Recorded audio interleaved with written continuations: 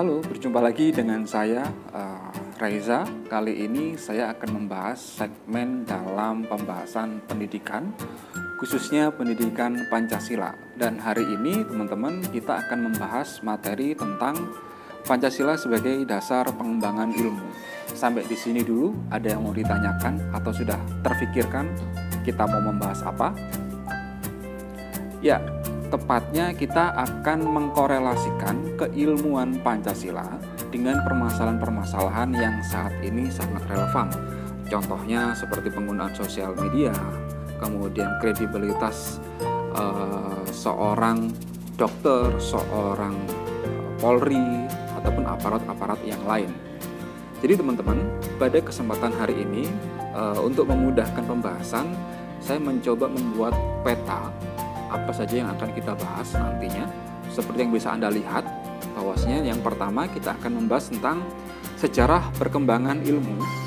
Lalu yang kedua adalah pilar-pilar keilmuan. Lalu yang ketiga adalah tantangan dan perkembangan zaman. Dan yang terakhir adalah korelasi Pancasila terhadap ancaman dan perkembangan zaman. Ya, saya katakan materi ini sangat menarik. Kenapa? Karena ini sangat relevan dengan kenyataan kita yang terjadi pada akhir-akhir ini. Saya ambil contoh bahwasanya penggunaan sosial media, khususnya Instagram ataupun TikTok, sudah melebihi batas wajar, di mana seseorang rela melakukan tindakan apapun untuk hanya mendapatkan respon, untuk mendapatkan like dan seterusnya. Terlebih ketika agama dijadikan sebagai suatu konten. Itu adalah contoh kecil dalam pembahasan ini. Lalu bagaimana kita mengawali? Jadi yang pertama teman-teman, sebagaimana tadi peta pembahasannya, kita akan membahas tentang sejarah perkembangan ilmu. Ya. Jadi pada dasarnya bahwasanya kehidupan manusia itu sifatnya selalu dinamis. Begitu pula dengan perkembangan ilmu. Jadi mau tidak mau kita harus terus belajar.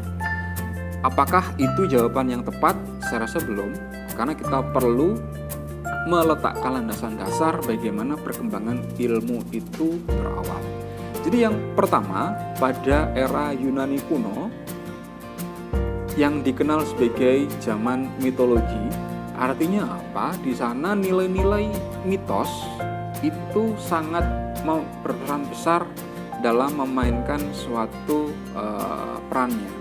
Kita ambil contoh, gimana sih contohnya dalam era Yunani kuno ataupun zaman mitologi, seseorang itu mempercayai terhadap benda-benda yang dianggap sakral ataupun mempercayai benda-benda yang dianggap keramat, dan masih banyak contoh-contoh yang lainnya. Nah teman-teman, apa sih pembahasan dari mitologi?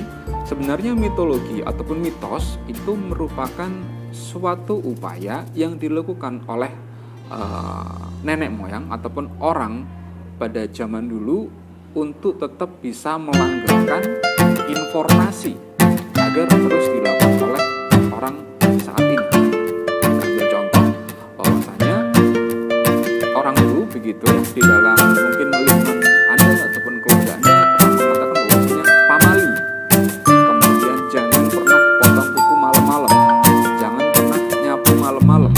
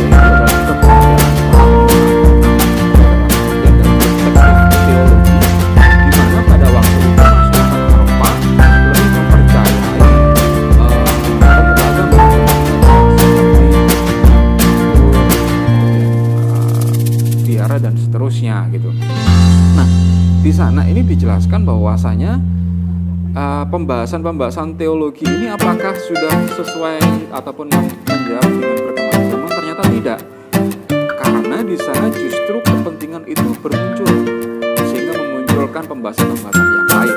Oke.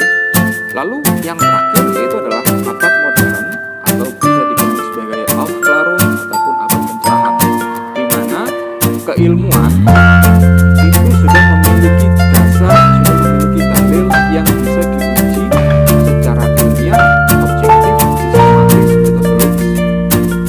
Lalu yang berikutnya, ketika kita membahas tentang pilar filsafat keilmuan. Jadi teman-teman, kalau kita dalam pembahasan tersebut, yang pertama itu dalam perspektif pilar ontologi, di mana eksistensi atau nilai-nilai ketuhanan itu menjadi poin yang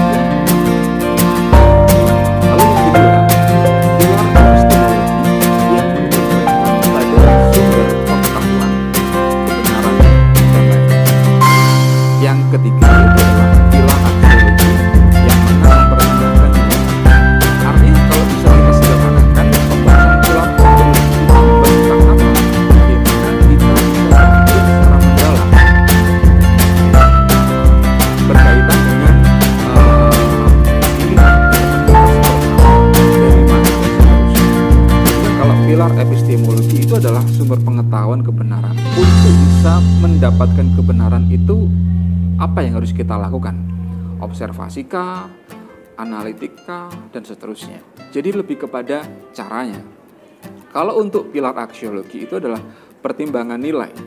Kita ambil contohnya bahwasanya sebelum seseorang melakukan suatu tindakan, dia akan pasti merefleksikan tindakan apa yang akan saya lakukan dan respon apa yang akan saya dapatkan. Jadi kurang lebih seperti itu teman-teman.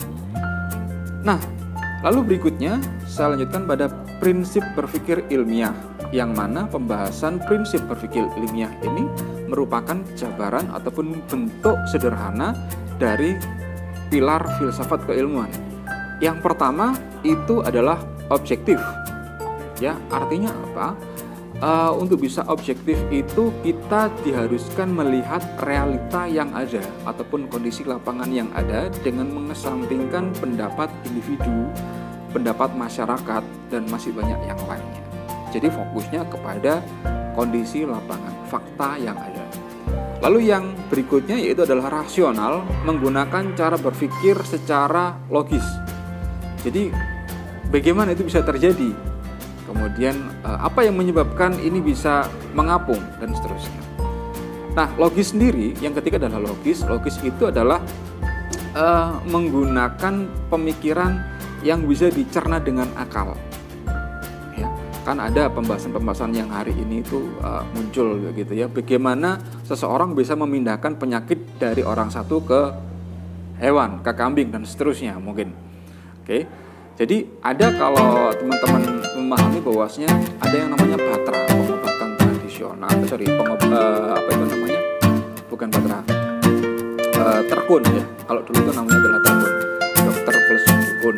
Kenapa dikatakan dukun? Karena ada unsur tradisionalnya, yang mana sebenarnya kalau Anda hari ini melihat ada dukun, ada juga tentang medis gitu ya, untuk membahas tentang suatu penyakit dan seterusnya.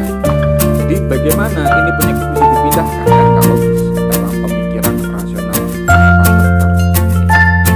Lalu yang berikutnya teman-teman yaitu adalah metodologis. Artinya metodologi itu adalah cara. Jadi sebelum Anda melakukan suatu tindakan itu apa kondimen ataupun apa perangkat-perangkat yang menjadi cara Anda untuk menjawab pertanyaan ataupun menjawab hal-hal yang dibutuhkan. Dan yang terakhir adalah sistematis. Artinya itu harus runut, paham. Nah, sampai di sini dulu kira-kira ada yang mau ditanyakan atau didiskusikan? Kalau tidak ada, saya akan melanjutkan pembahasan.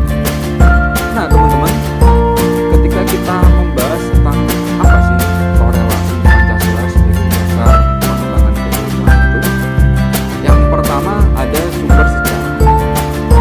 Artinya teman-teman bahwasanya kita tidak bisa melepaskan sejarah begitu saja. Ingat apa yang dikatakan oleh Bung Karno, yaitu jas merah. Artinya sejarah itu merupakan guru yang paling penting, ya. Atau kalau di dalam istilah itu saya lupa itu. Jadi sejarah itu merupakan jalan untuk menuju sesuatu yang lebih baik. Oke.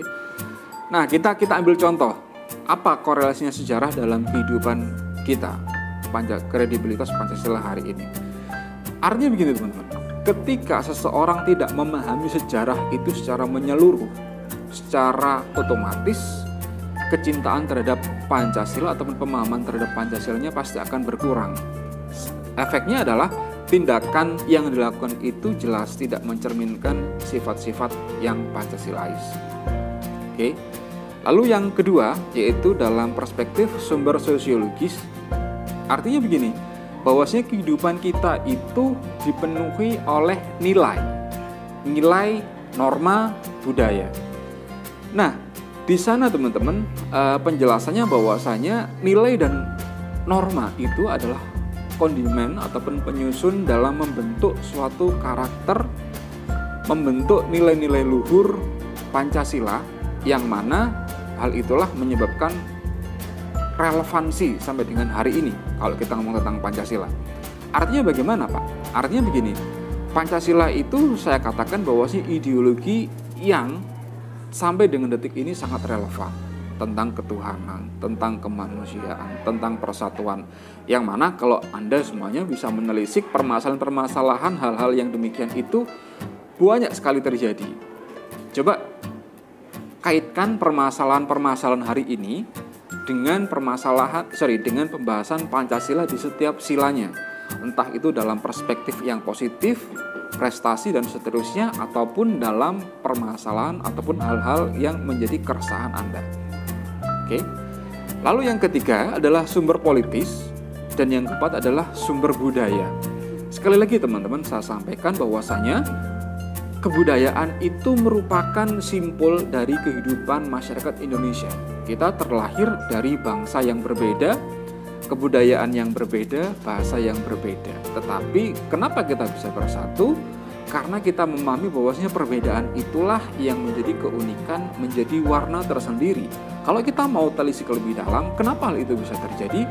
Karena Pancasila itu adalah bukti bahwasanya merupakan alat untuk menyatukan segala macam perbedaan yang kita punya. Ya. Mungkin kalau teman-teman masih belum puas lagi, kenapa Pancasila itu masih relevan, Pak, pembahasannya sampai dengan detik ini? Saya jawab bahwasanya karena pembahasan Pancasila itu digali berdasarkan nilai-nilai luhur, nilai-nilai identitas masyarakat Nusantara, sehingga sampai dengan detik ini masih terus relevan.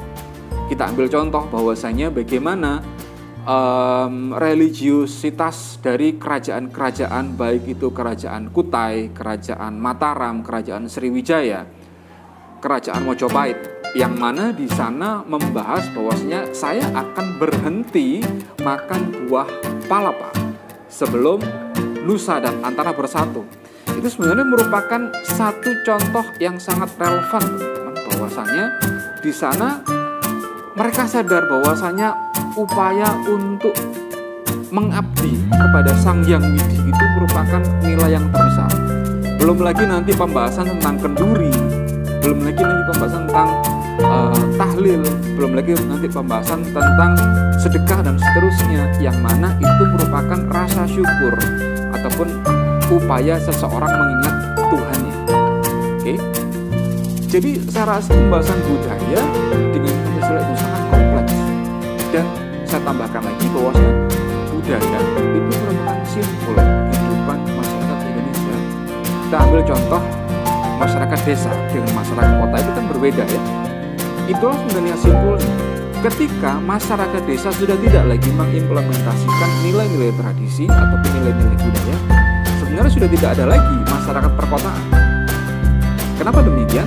Karena adanya masyarakat perkotaan itu berawal dari hukum ataupun nilai-nilai yang dilakukan oleh masyarakat desa. Kita ambil contoh misalnya, kita kalau mau ngomong dengan seseorang yang lebih senior, orang yang lebih tua, itu kan pasti harus menggunakan pembahasan yang khusus, ya, pembahasan yang khusus. itu berkaitan dengan nilai dan norma, yang mana hal itu sangat lumrah sekali dilakukan bagi masyarakat di desa. Ataupun penggunaan kata jenengan, kata sampean, dan seterusnya itu merupakan bukti bahwasanya di sana itu kebudayaan itu mengatur tata kelola kehidupan masyarakat kita. Ya, jadi sangat kompleks sekali. Lalu teman-teman, kita masuk dalam tantangan dan perkembangan zaman. Tantangan dan perkembangan zaman itu yang seperti apa? Saya katakan bahwasanya hari ini banyak masyarakat mengidap penyakit skizofrenia ataupun penyakit tidak sadarkan diri, di mana teknologi ataupun kebudayaan-kebudayaan asing itu telah membungkus pemahaman mereka. Saya ambil contoh bahwasanya hari ini mungkin nilai dari iPhone dengan smartphone itu kan berbeda, benar ya? Sangat prestis yang mana? Betul, yang iPhone. Kemudian muncul sifat sombong, congkak, dan seterusnya. Ini iPhone nih bos, dan seterusnya mungkin ya, di dalam kehidupan Anda sehari-hari. Itu contoh. Berikutnya, memberikan pemahaman-pemahaman yang baru, yaitu adalah tentang liberalisme, tentang kapitalisme. Ya. Contohnya seperti apa sih Pak tentang liberalisme? Saya ambil contoh seperti ini. Misalnya ketika di dalam suatu kegiatan si A itu menggunakan pakaian yang tidak pantas, gitu, tidak sesuai dengan peruntukannya. Kemudian diingatkan oleh si B. Si B mengatakan, tolong dijaga kesopanan dan seterusnya. Kemudian si A ini merespon, apa hubungan Anda gitu? Anda nggak belikan toh? Ini hak-hak saya toh? Dan seterusnya. Ini adalah negara demokrasi kan? Si A mengatakan seperti itu. Ya, betul, dalam konteks ini masih tetap sama pembahasannya, yaitu tentang demokrasi. Tetapi yang perlu Anda perhatikan adalah demokrasi yang mana? Demokrasi Pancasila atau demokrasi liberal? Oke? Karena demokrasi Pancasila tidak seperti itu. Ada nilai-nilai kemanusiaan, ada nilai-nilai ketuhanan, yang mana hal ini sebenarnya lumrah ataupun bisa Anda temui gitu, dalam kehidupan keseharian Anda. Atau yang berikutnya, ketika muncul tentang pembahasan ideologi-ideologi asing, yaitu tentang konsumerisme, ya, tentang kapitalisme. Ketika seseorang menggunakan barang yang dibeli dengan kekuatannya, dengan barang yang diminta dari orang tuanya, itu kan pasti akan berbeda. Ya. Wah, aku pakai barang ini nih, barangnya bermerek, barangnya branded, dan seterusnya dan seterusnya. Oke, sehingga muncul bahwasanya untuk menjadi sempurna itu adalah harus menggunakan barang-barang yang berkualitas bagus dan masih banyak yang lainnya. Yang mana sebenarnya ini adalah bukti, salah satu contoh kecil saja dalam keseharian kita, secara tidak langsung Anda sudah dipepet ataupun sudah masuk dalam fase tadi kapitalisme dan seterusnya. Lalu yang berikutnya teman-teman, apa yang akan terjadi ketika itu terus-menerus diproduksi, dilakukan tanpa sadar? Yang akan terjadi adalah lack culture. Artinya ada kebudayaan yang hilang. Saya ambil contoh, hari ini malu dan jujur itu sudah mahal sekali. Coba kita amati, berapa banyak teman-teman Anda yang menggunakan ataupun membuat konten itu di tempat umum, entah itu pargoy, entah itu goyang dan seterusnya. Mungkin di sini ada yang tersindir, bisa koreksi diri sendiri begitu ya. Artinya apa? Nilai malu itu sudah tidak ada lagi. Nilai religius itu sudah tidak ada lagi. Kita ambil contoh yang kedua. Untuk menjadi tenar, seseorang itu rela memparodikan gerakan-gerakan sholat, memberikan gerakan-gerakan upaya pelecehan terhadap ibadah. Itu merupakan bukti sebenarnya bahwasanya kita sudah kehilangan dekadensi moral. Kita sudah berada pada moral yang sangat mengkhawatirkan. Oke? Dan masih banyak permasalahan-permasalahan yang lain ketika itu terus dibiarkan. Muncul tindakan kriminal, muncul tindakan pelecehan seksual, muncul yang namanya korupsi, dan masih banyak pelanggaran-pelanggaran hukum yang akan terjadi. Lalu ketika itu sudah terjadi, apa efeknya? Akan memunculkan identitas baru. Kita mengenal bahwasanya masyarakat Indonesia itu adalah masyarakat yang ramah, masyarakat yang guyup, masyarakat yang rukun. Apakah hari ini sangat relevan? Saya katakan tidak ya. kita menjadi masyarakat yang sangat individual. Contohnya, hari ini Anda lebih senang ketika harus chat itu di sosial media dibandingkan dengan chat langsung. Anda pasti akan ragu ketika seseorang itu melempar senyum kepada Anda. Pasti Anda akan berpikir bahwasanya orang ini niatnya jahat nih. Iya kan? Sehingga itu secara tidak langsung menjadikan Anda masyarakat Indonesia yang sifatnya adalah personal. Oke? Masyarakat konsumtif dan seterusnya. Jadi ini yang perlu kita waspadai. Sampai di sini teman-teman, apa yang akan terjadi? Yang akan terjadi adalah akan membuat suatu sistem kebudayaan yang baru yang pada akhirnya identitas kita tercabut. Pancasila kita sebagai ideologi negara juga akan hilang. Coba Anda bayangkan apa yang akan terjadi ketika seseorang tidak memiliki identitas. Apakah dikenali? Apakah bisa terus stay ataupun jalan pada pembahasannya? Tentu saja tidak. Mereka pasti akan mudah terombang-ambing dan seterusnya dan tidak akan pernah dianggap. Oke. Lalu berikutnya, saya rasa ini adalah solusi yang bisa kita lakukan, teman-teman. Apa sih solusinya, Pak? Solusinya yaitu adalah tentang pengimplementasian. Saya sampaikan pengimplementasian itu menjadi kunci. Kenapa? Karena 12 tahun Anda sekolah, baik itu mulai jenjang SD, SMP, SMA, selalu mendapatkan mata pelajaran PKN, PPKN, Pancasila, KWN, dan masih banyak yang lainnya, yang notabene itu merupakan teori-teori semuanya. Lalu apa yang membedakan kalau kemarin adalah teori, hari ini adalah prakteknya, teman-teman. Jadi dengan cara Anda mengimplementasikan nilai-nilai Pancasila, contohnya saja dalam pembahasan ketuhanan ya. Kalau dulu mungkin saya tanya, apa sih contoh dari sila yang pertama? Menghargai pendapat orang lain, toleransi, tidak memaksakan kehendak. Oke, betul. Tapi apakah hari ini relevan? Saya rasa kurang. Karena pembahasan toleransi ini sudah tidak lagi menjadi poin yang utama. Efeknya apa? Seseorang ingin menang sendiri. Ketika tidak bisa dipahami pendapatnya, akan langsung diblok, akan langsung di-unfollow dan seterusnya, dan masih banyak yang lainnya. Jadi pembahasan toleransi nilai ketuhanan itu saat ini sudah berkurang. Oleh karena itu kita butuh yang namanya pengimplementasian Pancasila dalam kehidupan kita sehari-hari. Jadi kalau yang Muslim ya lakukan ibadah Anda dengan sebaik-baiknya. Kalau yang non-Muslim silahkan Anda melakukan kegiatan ibadah Anda juga sebaik-baiknya. Jadi kita seiring bersamaan. Kalau memang mau mengimplementasikan pembahasan keagamaan dengan teknologi ya boleh-boleh saja. Tetapi harus yang sopan, harus yang sesuai konteksnya.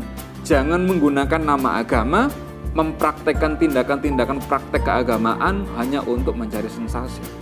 Oke. Lalu yang kedua yaitu adalah penguatan nilai-nilai agama. Saya sampaikan bahwasanya ini merupakan simpul yang utama berkaitan dengan nilai-nilai spiritual.